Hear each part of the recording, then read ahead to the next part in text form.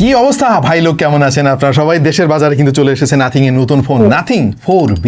Nothing phone মানে different কিছু একটা, ডিজাইন অনেক সুন্দর, স্পেকও মোটামুটি ভালো দেয়, সফটওয়্যার এক্সপিরিয়েন্স অস্থির, দামেও অনেক কম থাকে। এই দামেও অনেক কম থাকে জিনিসটা বাদে আর সব ঠিকঠাক আছে এবার আর কি। এনিওয়ে আমরা ডিসকভার করব আজকে যে এই ফোনের দাম কত এবং এটা আপনার কেনা ঠিক হবে কিনা। প্রেজেন্টিং নাথিং 4B 8/256GB ভেরিয়েন্টের এই ফোনটা বাংলাদেশের বাজারে 50,000-এর আশেপাশে পাওয়া যাচ্ছে। এক্স্যাক্টলি দাম বলাটা খুবই ডিফিকাল্ট, কারণ দাম ওঠা এবং নামা করতেই থাকে সব সময়। বাট আপনি কেনার আগে যোগাযোগ করবেন কাদের সঙ্গে?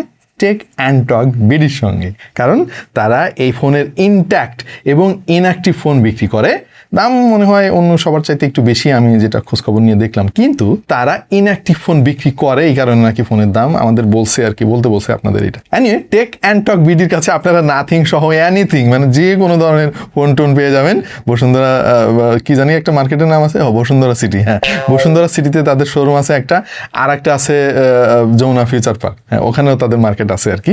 সো কেনার আগে একটু ফোন টোন করে তারপরে চলে যান ফোন কিনতে, কিন্তু ফোন কেনার আগে একটু শোনেন ভাই আমরা কি বলি এই ফোন সম্পর্কে। প্রথমে ডিজাইনের দিকে আমরা একটু নজর দিই ভাই। নাথিং এর যে একটা সিগনেচার আছে, আলাদা রকম একটা ভাইব, ওইটা না ধীরে ধীরে দেখলাম যে কমে যাচ্ছে। আগে তো পুরো ফোন জুড়ে থাকতো আর কি, ইলিক ঝিলিক লাইট ফাইট হাবিজাবি অনেক কিছু।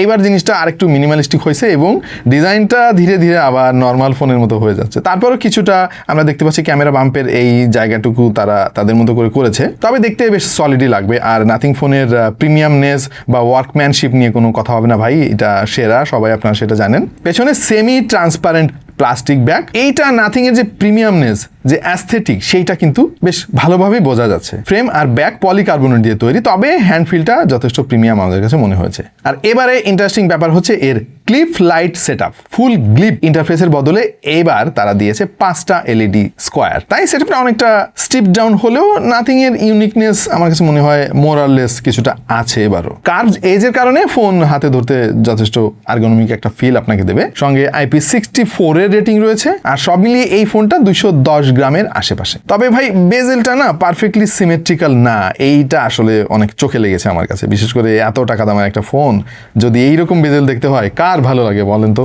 ডিসপ্লেটা আবার বেশ সুন্দর, 6.77 ইঞ্চির full HD plus super AMOLED panel আছে, সাথে আবার 120 Hz রিফ্রেশ রেট আছে, এবং ব্রাইটনেস যে অনেক বেশি সেইটা জোর দিয়ে বলা যাবে না। পিক ব্রাইটনেস হচ্ছে 2000 নিটস। ডিসপ্লে ওকে, তবে আমরা সেই আগের নাথিংকে একটু মিস করছি আর কি। বিশেষ করে এই দামে আরো ভালো ডিসপ্লে দেওয়া যায়। তো এই ফোনের হার্ডওয়্যারটা আবার মোটামুটি খারাপ না আর কি। স্ন্যাপড্রাগনের 6 Gen 4 ন্যানোমিটার বেসড এই চিপসেটটা যথেষ্ট পাওয়ারফুল, এবং আমার পার্সোনালি যে জিনিসটার দিকে সবসময় নজর থাকে সেটা হলো জিপিইউ। ভাই Adreno 810 জিপিইউ আছে, এর মধ্যে 1150 মেগাহার্টজ হচ্ছে এর বেস ফ্রিকোয়েন্সি, এবং দুর্দান্ত গ্রাফিক্স আপনি পাবেন এখান থেকে। তবে একটা জায়গায় এসে আবার হতাশও হয়েছি ভাই, 50,000 টাকা দামের একটা phone, LPDDR4X RAM, UFS 2.2, what?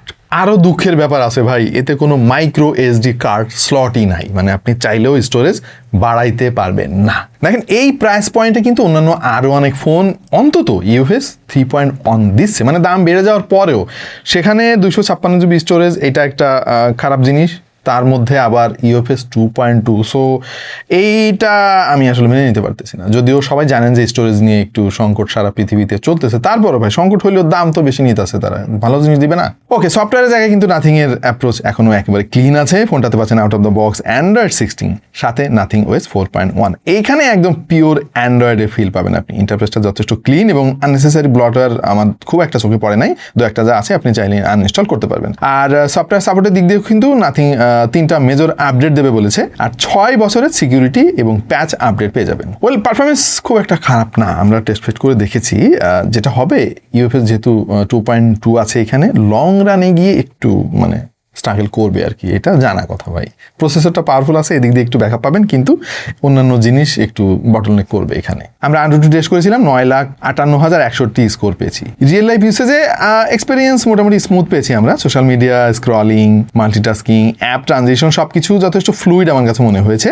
R nothing OS এর যে অপটিমাইজেশন, এখানে বড় একটা রোল কিন্তু প্লে করে, সবাই সেটা আমরা জানি। এর মধ্যে আবার 4400 স্কোয়ার মিলিমিটারের ভেপর চেম্বার আছে, যেটা যথেষ্ট সাস্টেইনেবল পারফরমেন্স দেবে, বিশেষ বিশেষ করে কুলিং বেশ অ্যাক্টিভলি করতে পারবে, এবং আমরা সেই রকমই পেয়েছি। ভাই আমরা খুব বেশি গভীরে আজকে ঢুকবো না, মানে কষ্ট লাগতেছে যে 50,000 টাকা দামের একটা ফোন, মানে কি দেখতে হচ্ছে আর কি। যাই হোক, তারপরেও আমরা যেটুকু টেস্ট ফেস্ট করে দেখেছি, পাবজি মোটামুটি খেলা যায় আর কি, 90 FPS-এ মডারেট সেটিংসে প্লেয়েবল আমার কাছে মনে হয়েছে। লং রানে গিয়ে একটু ঝামেলা করবে আর কি।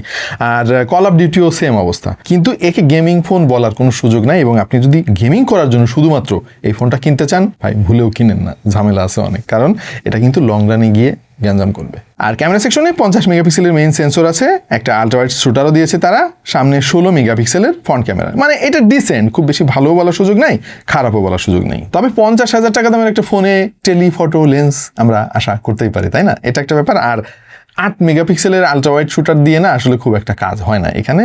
মিনিমাম যদি 16 মেগাপিক্সেলও দিত মোটামুটি ঠিকঠাক আমি বলতাম আর কি। আচ্ছা, ছবি কিন্তু আবার আমার কাছে মনে হয়েছে ডিসেন্ট, মানে যে সেটআপ তারা দিছে এইটা কাজ চালিয়ে নেওয়ার মতো। বিশেষ করে এর যে এক্সপোজার কন্ট্রোল, ভাই রে ভাই, দেখেন খুব কমপ্লিকেটেড কিছু লাইটিং কন্ডিশনে আমরা ছবি তুলেছি। আকাশটা কি সুন্দরভাবে ব্যালেন্স করতে পেরেছে লাইটটা, এর মধ্যে বিল্ডিং এর ডিটেলসও ধরে রেখেছে। হ্যাঁ, কিছু কিছু জায়গায় দেখা যাচ্ছে যে বিশেষ করে শ্যাডো এরিয়াগুলো একটু এক্সপোজ করার জন্য অনেক নয়েজ চলে আসছে। এইটা স্মার্টফোনের সব ছবিতেই প্রায় কমন, কালারগুলো পপ আউট করে, বাট ওভার স্যাচুরেটেড আমার কাছে মনে হয় নাই। আর পোর্ট্রেট ফটোগ্রাফিতেও আমরা দেখলাম যে সাবজেক্ট মোরালেস ভালোই সেপারেট করতে পারে, ন্যাচারাল স্কিন টোন ধরে রাখে, ডাইনামিক রেঞ্জও কিন্তু ডিসেন্ট আমি বলবো। সেলফি ফটোগ্রাফি ওকে টাইপের আর কি। আরও অনেক বেশি ছবি তুলে যদি এক্সপেরিমেন্ট করতে পারতাম হয়তো আরও ডিটেল আপনাদেরকে জানানো যেত, বাট ইনিশিয়ালি আমার কাছে মনে হয়েছে যে এটা এভারেজ। ভিডিও করা যাবে সর্বোচ্চ 4K 30 FPS-এ, 60 FPS চাইলে আপনাকে নেমে আসতে হবে 1080p-তে। স্টেবিলাইজেশন মানে ঠিক আছে, অনেক ভালো বলার সুযোগ নাই, বাট ওকে। আচ্ছা, এই ফোনের দুইটা ভেরিয়েন্ট আছে, একটা হচ্ছে ইন্টারন্যাশনাল গ্লোবাল আর একটা হচ্ছে ইন্ডিয়ান গ্লোবাল। আমাদেরটা হচ্ছে ইন্ডিয়ান এবং এখানে 6000 mAh ব্যাটারি আছে, ইন্টারন্যাশনালটা আরও অনেক কম। বাট সাথে কোনো চার্জার তারা বক্সে দেয় নাই ভাই, এটা অনেক কষ্টের ব্যাপার। আর চার্জার তো কিনতেই হবে আপনাকে, কিন্তু কিনলেও 33 ওয়াটের বেশি আপনি স্পিড পাবেন না। এটা একটা খারাপ কম্বো বলে আমার কাছে মনে হয়েছে। 6000 mAh মেনে নিতে পারলাম আমি, কিন্তু 33 ওয়াট বেশি কম, অন্তত 67 ওয়াট দেওয়া উচিত ছিল। ভাই ডুয়াল স্টেরিও স্পিকার আছে এবং সাউন্ড কিন্তু যথেষ্ট ব্যালেন্সড আমার কাছে মনে হয়েছে, এবং সাউন্ড কোয়ালিটি ভালো, এটা নিয়ে আপত্তির কোনো জায়গা আসলে নাই। ধরেন আপনি টুকটাক ইউটিউবে ভিডিও দেখেন, একটু লাউড স্পিকারে গান টান শুনবেন, মোটামুটি ভালো অনুভূতি পাবেন আর কি এই ফোনের কাছ থেকে। ভাই স্টেরিও স্পিকার আছে, এইটা মানে কি বলবো, এটা বলার মতো কোনো কথা কন? 50,000 টাকা দামের একটা ফোনে স্টেরিও স্পিকার তো থাকবে, তাই না? কিন্তু ভাই কন কোনো আইআর ব্লাস্টার নাই, কোনো এনএফসি নাই 50,000 টাকা দামের একটা ফোনে। এইটা আমি কেমনে মেনে নেবো বলেন? মানে এনএফসির দামও কি বেড়ে গেছে নাকি স্টোরেজের মতো? বুঝলাম না ভাই কাহিনীটা। সো অনেক বটলনেক কিন্তু আছে এই ফোনের। তবে ভালো লাগছে, ব্লুটুথ 6.0-তে শিফট করছে নাথিং, এবং একদম সর্বাধুনিক প্রযুক্তি ব্লুটুথের TWS গুলো কানেক্ট করে বা স্মার্ট ওয়াচ কানেক্ট করে শান্তি পাবেন। সো এই ফোনের বেশ কয়েকটা জায়গায় কিন্তু ড্রব্যাক আছে, যেমন আগে তো অলরেডি বলছি একবার, LPDDR4X RAM, UFS 2.2, মোটা বেজেল, তারপরে আবার আলট্রাওয়াইড সেন্সর দিছে কিন্তু কোনো টেলিফটো লেন্স নাই। মানে দেখেন ভাই, আমরা তো আনঅফিসিয়াল ফোন কিনি যে একটু কম দামে বেটার ফিচার পাবো এবং ভ্যালু ফর মানি, মানে একটা জিনিস আমরা পাবো, একটা ডিভাইস কিনবো, কিন্তু দেখা যাচ্ছে যে আনঅফিসিয়াল ফোনগুলো ধীরে ধীরে অফিসিয়াল ফোনের মতো বাজে অবস্থার দিকে চলে যাচ্ছে। এইটা বেশ দুঃখজনক আমার কাছে মনে হয়েছে। সো এই ফোন সম্পর্কে ফাইনাল যে ভার্ডিক্ট সেটা হচ্ছে যে ভাই এই ফোনে আমরা সেই ওয়াও ফ্যাক্টরটা পাই নাই। মানে নাথিং এ ফোন আসলে কিন্তু আমরা সবাই মিলে একটু নড়ে চড়ে বসতাম যে নিশ্চয়ই দারুণ কোনো স্পেক নিয়ে কোনো একটা ভালো ফোন আসছে। সেই রকম ভ্যালু ফর মানি কিন্তু আমাদের কাছে মনে হয় না। হ্যাঁ, কিছু ভালো জিনিস আছে, চিপসেটটা ভালো, এর যে বেস ফ্রিকোয়েন্সি জিপিউর যথেষ্ট ভালো, ভালো ভিজুয়াল পাবেন, কিন্তু ভিজুয়াল পাইলে কি হবে, অনেক জিনিস নাই এর মধ্যে। হ্যাঁ, এখন সমস্যা হচ্ছে যে মার্কেটে কিন্তু এই সিমিলার বাজেটের অপশনের সংখ্যা অনেক কম।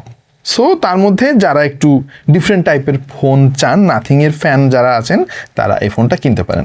আদার দ্যান দ্যাট এই ফোনটা আপনি ইজিলি ইগনোর করতে পারেন বলে আমার কাছে মনে হয়েছে। আপনার কাছে কি মনে হয়েছে ভাই সেটা একটু কর না কমেন্ট সেকশনে এসে, আমরা একটু পড়ি আপনার মতামতটা। আর আমরা কিন্তু সব কমেন্ট পড়ি এবং রিপ্লাই দেই ভাই। হ্যাঁ, সো ঝাঁপিয়ে পড়ুন কমেন্ট সেকশনে এবং অপেক্ষা করতে থাকুন নেক্সট ভিডিওতে, এবং কমেন্টে আরও জানান যে সামনে কোন ভিডিও আপনারা দেখতে চান। দেখা হয়ে যাবে অন্য কোনো ভিডিওতে ভিন্ন কোনো বিষয় নিয়ে। সেই পর্যন্ত সবাই ভালো থাকুন, সুস্থ থাকুন আর দেখতে থাকুন ঠিক টু দ্য পয়েন্ট।